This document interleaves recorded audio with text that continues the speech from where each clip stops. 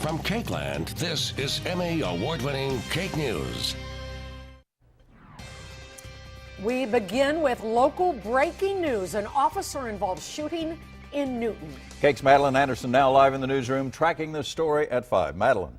Yeah, guys, we're learning this happened just after 4 p.m. on the west side of Newton. The shooting started as a domestic disturbance with shots fired between the suspect and the officers.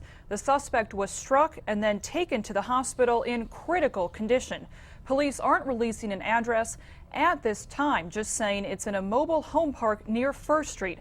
And we do have a crew on the way, and we will bring you the very latest information as soon as it becomes available. Reporting live in the newsroom, Madeline Anderson, Cake News.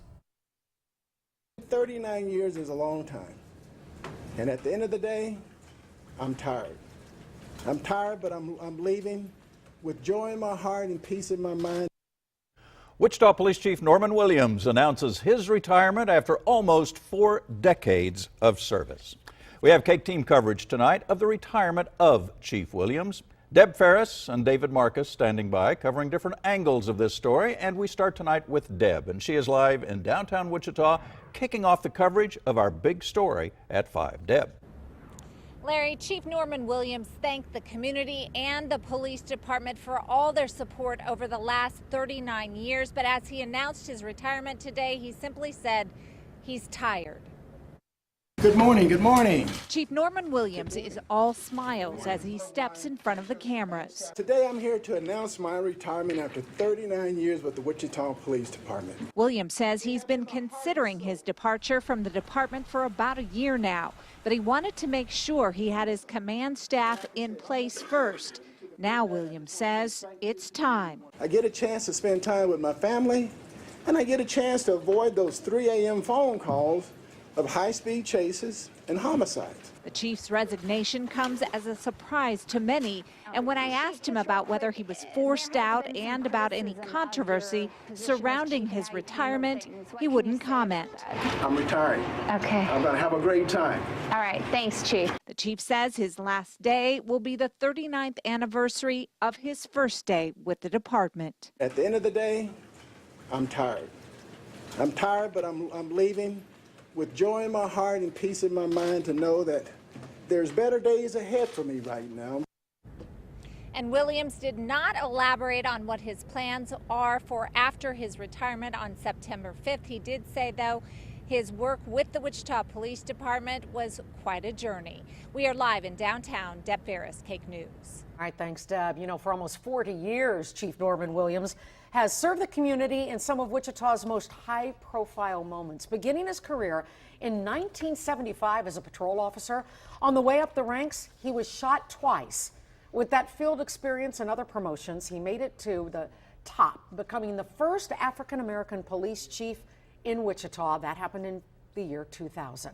Highlights include 71 Crips gang members charged federally with crimes related to gang activity. Then in 2005, the investigation into Wichita's infamous BTK case was solved during Chief Williams' tenure. Annette Lawless now continues our coverage, saying some local groups have been pressuring Chief Williams to step down. Absolutely. Activists tell me that they would like to see a department with transparency and accountability. They feel like it's really lacked in recent years. Now, some groups, including Sunflower Community Action and the blog Kansas Exposed, have been trying to hold the department accountable. They feel Chief Williams has been lax with disciplining his officers, especially after a few officer-involved shootings this past year. However, in the future, they would like to see a citizens review board work alongside with the department. Well, I'm actually on the racial profiling board, so I feel that it is important to give that body additional powers in terms of the policy making.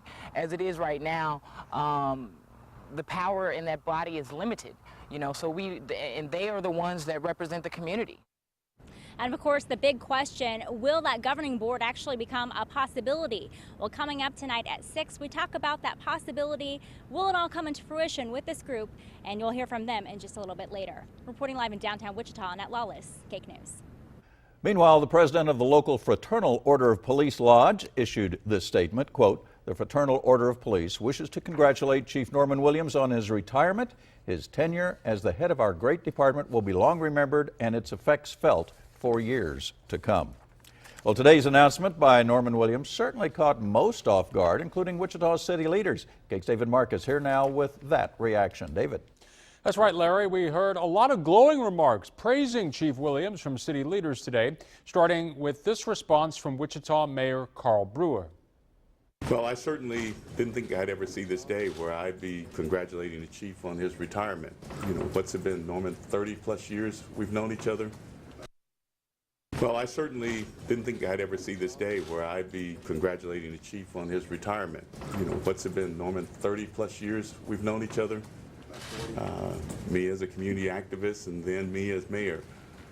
Him as a patrol officer, and then as chief of police. So, you know, I certainly want to thank you for the work that you've done in our community. Also reacting, Deputy Chief Nelson Mosley. He points out that Chief Williams was able to earn a special honor for the Wichita Police Department during his tenure. Under Chief Williams, the WPD was selected as a winner of the 2003 Weber CV Excellence in Law Enforcement Award. The department earned the award for its Plainview Activity for Kids project. The WPD is the only law enforcement agency in the world to receive the Weber CV Award 3 times. Once again, under Chief Williams, the Wichita Police Department, a pretty high honor, the only law enforcement agency of all departments worldwide to get that Weber CV Award, and that award specifically recognizes law enforcement contribution and dedication to quality of life in local communities. Okay, thanks, David. Well, guess what? Now the search begins for a new police chief. Now, the city will conduct a nationwide search after the chief leaves on September 5th. An acting chief will be named until someone is hired. It's up to the city manager to choose a replacement, but it's likely he will get the city council's input on the hire. The city manager expected to have more information next week on how the search will work. Stay with KAKE News for continuing coverage of Chief Norman Williams' retirement. We'll have more at 6. Plus, you can always find the latest on KAKE.com, our Facebook page, or our Twitter feed. Our 5 powerful radar sweeps, tracking, alerting, protecting. KAKE First Alert. The warming trend finally getting us in Wichita to a typical August day. We're at 90 degrees, or usually around 92, through some filtered sunshine. All across KAKE land, temperatures have been warming through the week. It's 99 in Liberal, currently 93 in Salina, and 95 in Hutch. If you're going to be out this evening, filtered sunshine through the cloud cover. Still, I think about 92 degrees at 6 o'clock, 91 at 7, 88 at 8, down to 85 degrees at 9. Chances for showers and thunderstorms are going to start to come back into the forecast. The latest drought monitor that was released this morning does show that the highest areas of drought within KAKE land anyway, those areas are smaller across northwest and southwest Kansas. Not a big improvement, but again, we're heading in the right direction with steady improvement in the drought conditions across the state. And we'll talk more about thunderstorm chances we're tracking through the weekend ahead. Thanks, Jay. A Salina school briefly placed on heightened security following a nearby domestic violence call this morning. Officers called to a home on Crescent Drive for the report of domestic violence with possible shots fired. Now, they found a 61-year-old woman bleeding from the face, but were unable to find a suspect. As a precaution, nearby Schilling Elementary was placed on heightened security. The suspect, Christopher Walters, was later found and arrested. The woman is being treated for facial fractures and a brain bleed. In the crime tracker now, an armed robbery at the Dollar General store in the 1600 block of East Central. It happened just after 8:30 last night.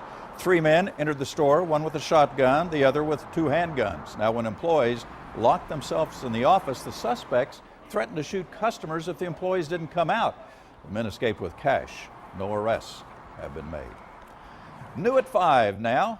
A road closure that might cause some inconvenience. Now, both ramps north of Central connecting to I-235 will be closing tomorrow evening. That's not going to be fun.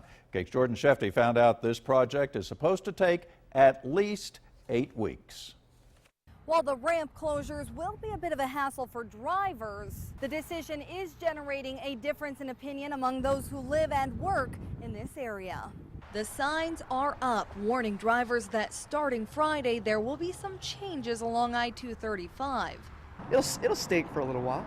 The southbound ramp to Central and the northbound ramp from Central to 235 will both be affected. It's a tie-in project to incorporate the 13th Street bridges. It's a matter of completely closing the ramps so that we can tear up some of the concrete to put down new. So these acceleration and deceleration lanes that are associated just happen to be that close to the ramps.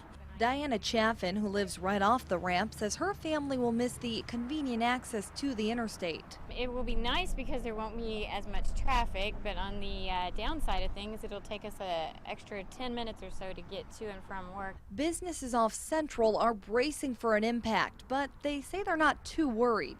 I really don't think that it's going to affect our business due to the fact that it's not a direct access into our business. I think it's good that they're going to get it done. I think it'll affect us a little bit, but not too much. As for the completion of the 13th Street Bridge project, KDOT says it will be tight, but they are pretty sure they will make the November 26th deadline. It's just a huge project. They built 2 huge bridges over the big ditch. There have been little minor hiccups along the way.